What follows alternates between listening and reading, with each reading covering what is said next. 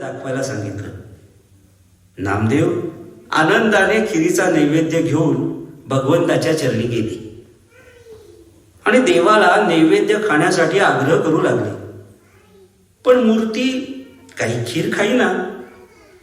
नाम्या म्हणाला, देव बाप्पा, माझे बाबा रोजच तुला नैवेद्य देतात. आज मी आणला आणि तू खातच नाही. बघ ना रे, किती किती छान छान खीर आणलीये. खा ना रे बाप्पा. काही केल्या नामदेव हट्ट सोडेना. भगवंत भक्तीचा भुकेला, भावाचा भुकेला, प्रेमाचा भुकेला. त्याचं पोट तर या नामदेवाच्या गोड हट्टानेच भरून गेलं. अशा प्रेमळ आग्रहापुढे विठ्ठल हरले आणि त्यांनी प्रेमपूर्वक नामदेवांनी आणलेली खीर खाल्ली. नामदेव जसा जसा मोठा होत गेला तसतशी त्याची भक्ती अधिकाधिक वृद्धिंगत होत गेली. प्रत्यक्ष नामदेव महाराजांच्या कीर्तनामध्ये पांडुरंग येऊन नाचू लागले.